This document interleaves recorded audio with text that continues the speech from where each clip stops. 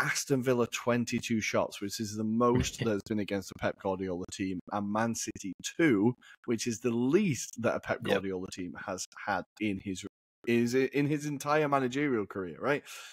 So not only just it wasn't a fluky 1-0 win, it was an absolutely dominating performance. Adam, we kind of thought Villa could do something, but we didn't see this coming, did we? Not necessarily the win, potentially. I thought it'd be a quite closer game than what we saw. And I think what was interesting was maybe they saw certainly the signs, which was exploit that left-hand side and you can open them up a lot more easily. And it was quite clear from my point of view anyway that they were missing Rodri in the middle of the park for Man City. The difference he kind of makes is quite clear for everyone. And we were talking when we were having the match live at the time, how ironic was it that Douglas Luiz, who's playing for Aston Villa, could fill in that role, right? But, I mean, kudos to Aston Villa. They were so expansive. Every time they attacked, they looked threatening. And the thing was, if it wasn't for Edison, Rory, that could have been a bigger scoreline than actually it was. So fair play to Edison. I think that gets hidden in terms of the context of the game.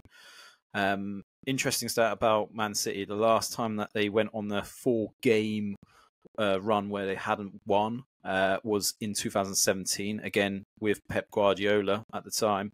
And they followed it up with a 5-0 win over Crystal Palace. Now, it's not Crystal Palace this weekend, but it is Luton Town. We've got Luton, right? Scoreline could be very similar. I do feel quite bad for Luton having to face City after that. It feels unlucky. Yeah. It does. But yeah, I mean, look, they were so solid defensively. They were so solid attacking-wise.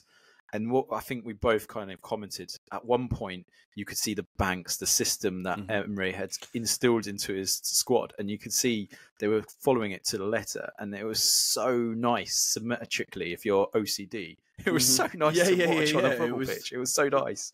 The patterns were beautiful. But what really amazed me was I've not seen a team pin City into their own half. Yeah, I don't think I've ever seen that. And I think all you saw was because I've noticed it with Arsenal this year, that the ball comes to Declan Rice and he just maintains that pressure, and it just prevents the lines from pushing out.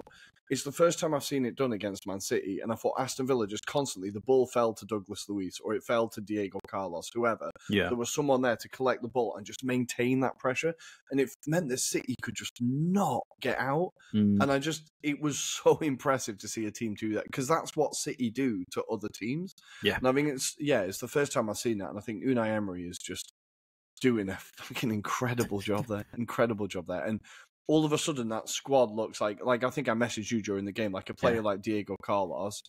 Again, he was incredible at Sevilla. He had that really unfortunate injury, but he was a player we expected a lot from. And to see him come in and look like a dominating centre-back, and a centre-back that could be starting for any other team in the league. Then you've got players like McGinn who've improved so much, or Douglas Luiz, who everybody's after now. And it's just all of a sudden that squad looks like really high caliber. And again, it's a lot of them improving, because under Gerrard, none of these looked even slightly like they'd be pushing towards the top of the table. But were there any other players that stood out for you in particular for Aston Villa in the performance? I think Leon Bailey was a constant threat. I loved how wide, he was constantly out wide, just stretching the defence. Yeah, Boubacar Kamara, he seemed to have a really good kind of hold in the midfield, as you kind of alluded to, alongside Douglas Luiz. Tielemans has started to pick up some form.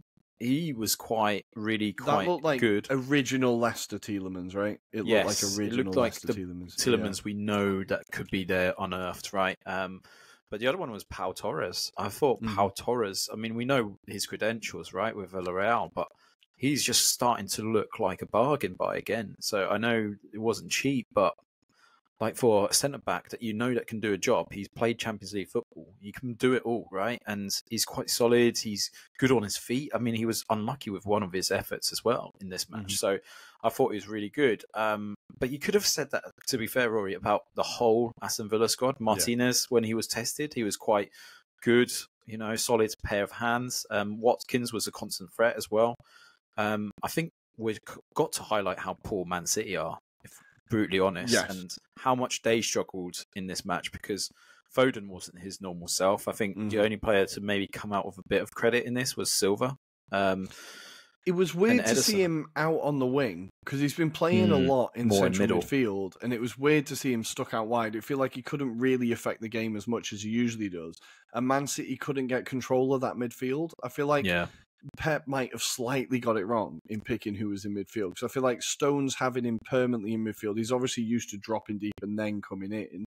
Having him stuck in that midfield, I don't know how much that worked. Akanji the same as well. Yeah. And then Rico Lewis is like a left back who's kind of being turned into a midfielder, right? I just feel like there wasn't that player, and obviously that's what Rodri does, right? That's why he's so important to the squad.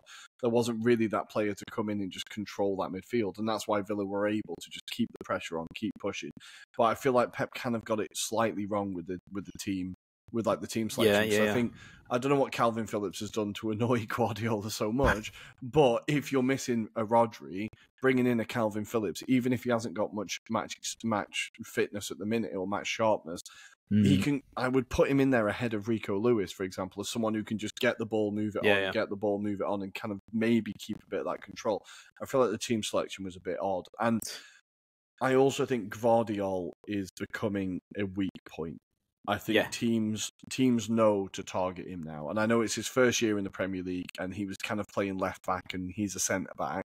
Yeah. But it very much felt like Emery turned around to Bailey and just said, just run at him every single time. Just run at him. Basically. And they were targeting him. And it's not the first time he's been targeted this season. And it's not the first time he's struggled.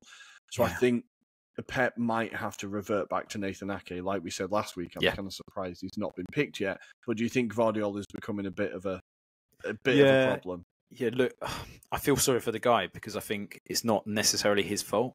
He's been asked to do or carry out something that Pep wants, which is kind of become that kind of left-sided centre-back.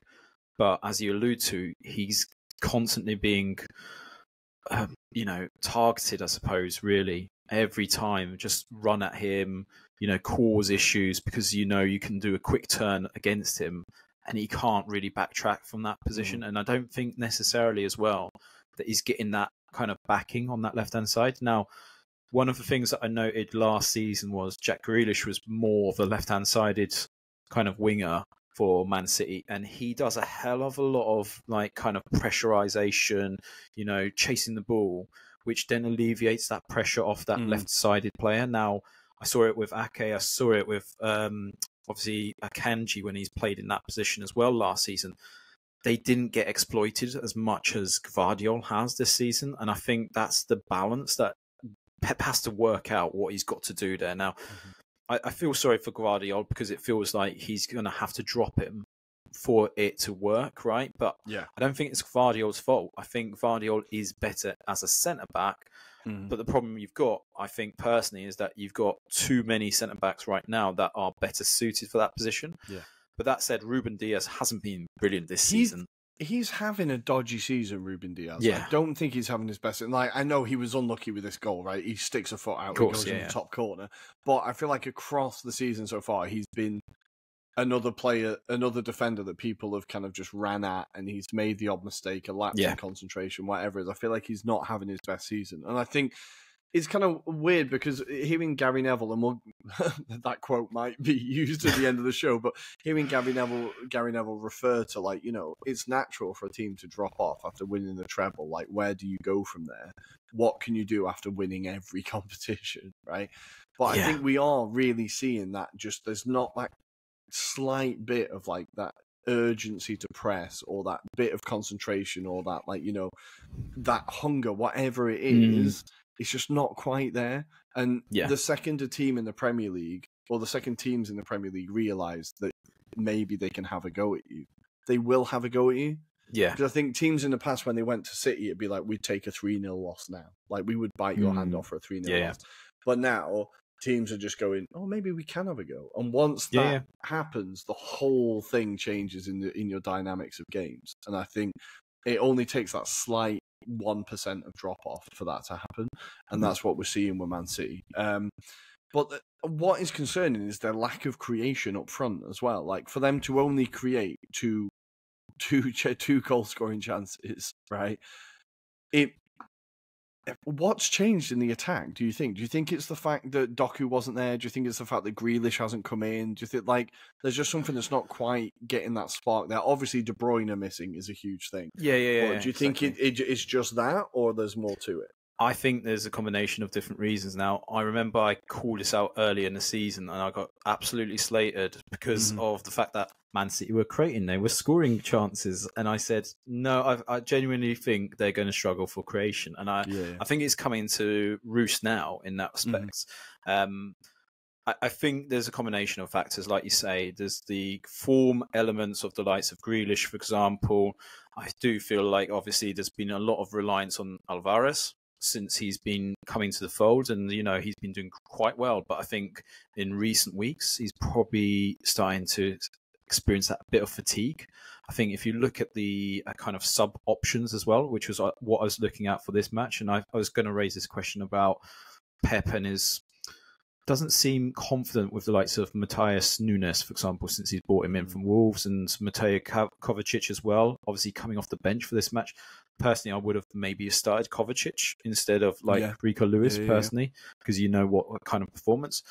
But also there's been kind of, to an extent, I think, Rory, if you look at the last few games, there's been a lot of reliance towards Foden as well to kind of be that bright spark, as well as Doku, and now Doku being off injured.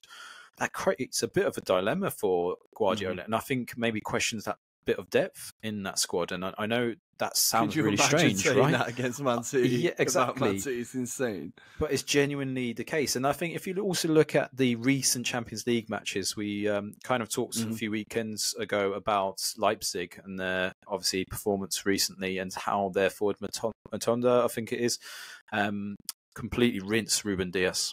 Completely overtook him. Openda even. I think there's genuine question marks there as well. So I think there's the exploitation in the middle of the park. But yeah, back to the creation aspects.